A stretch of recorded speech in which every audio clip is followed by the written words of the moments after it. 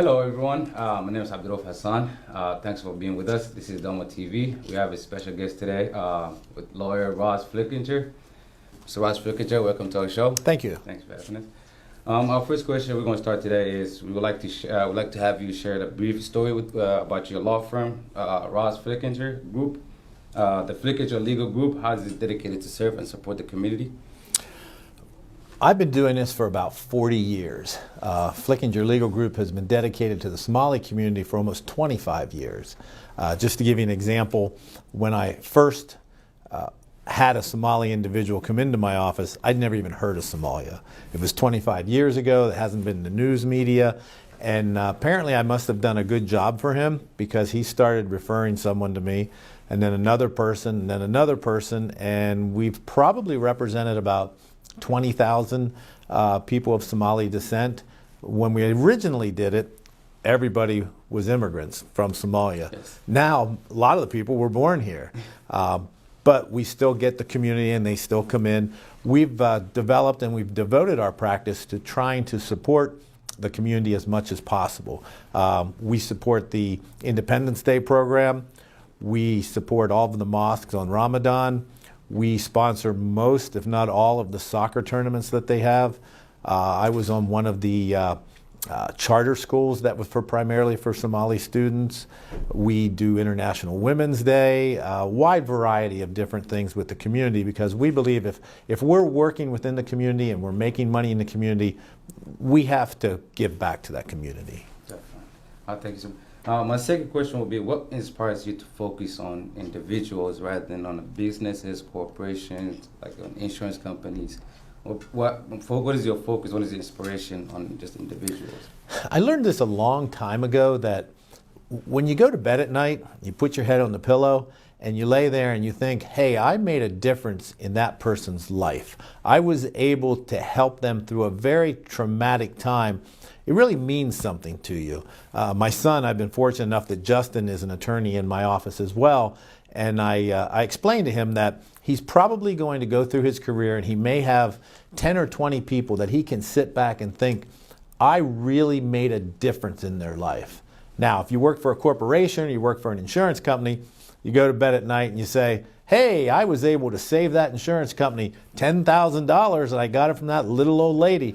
To me, I just couldn't be satisfied doing that. Most definitely. What type of class does Flickinger Legal Group handles, and how does it ensure that each client receives personal attentions and the care that the client needs? We do mostly personal injury, automobile, car, and truck accidents. We have a staff that is very well versed in the Somali community.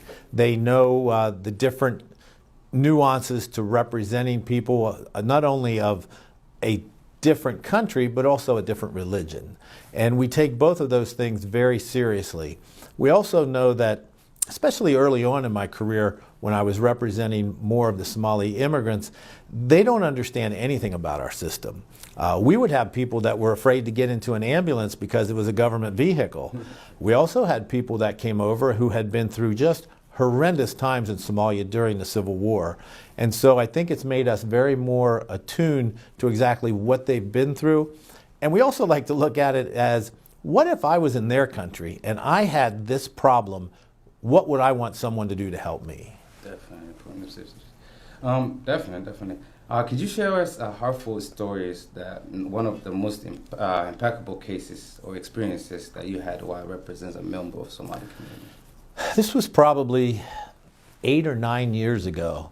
I think right after Justin started with me, we had a young 10-year-old Somali girl that went to a dentist, something most kids do, and she was going to get braces put on. The dentist went ahead, put the braces onto her teeth, and they utilized glue. Now, while they do this, they have her anesthetized, so she was asleep. Usually they use a wand to cool it.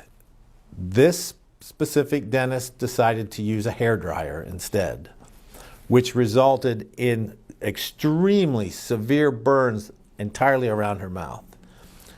And then the dentist just walked out of the room, turned the lights down. Her family went in to get her, horrified at what they saw, took her to Children's Hospital where they thought the family did something to her. They called the dentist, found out exactly what occurred, and we eventually were able to recover a significant sum of money for her so that she would be able to go through any scar revisions, so that hopefully she would be able to live a very normal life. And I'm happy to say that now she is a very beautiful young girl. Definitely. Thank you so much for that. Can you highlight a notable success stories or significant settlements that you achieved for a member of a Somali community, and how does it positively change their life? How does it impact their life? I guess, and this is a very recent one, we had a truck driver who was significantly injured out in California in a trucking accident. And this gentleman came to the United States, like most immigrants, for the American dream. He had very little schooling, had lived in a refugee camp for probably 15 years before he came here, came to Kansas City, self-taught himself English and how to write, and eventually got his CDL and was looking forward to building that American dream when he got run over by a tractor trailer. Now, we were hired to represent him. We went through an extensive period of time because he went through multiple surgeries to convalesce. And unfortunately for him, he's no longer able to work as a truck driver.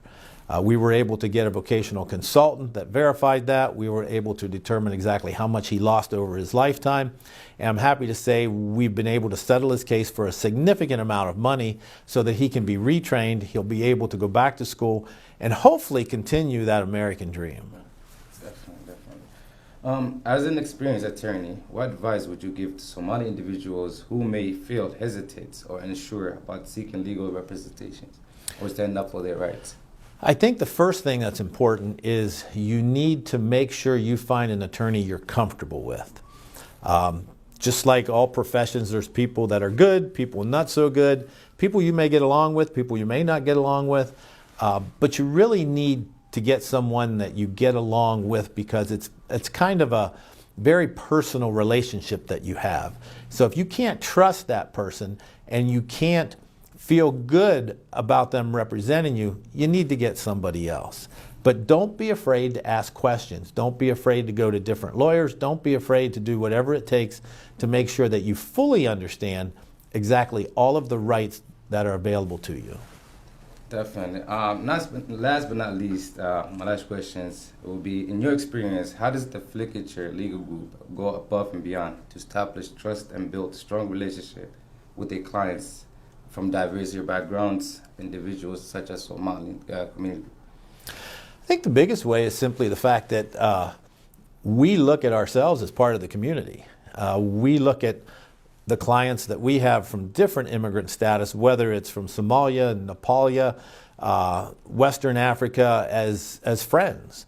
We don't look at them as intruders. We don't look at them as people that shouldn't be here. We consider it our privilege to be able to represent them.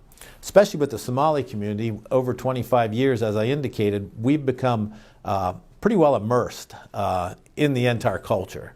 And we have found that it's something new to us. It's something we enjoy. It broadens our horizon. I try to learn the language. I'm terrible at it. I do like the food. My son loves the food.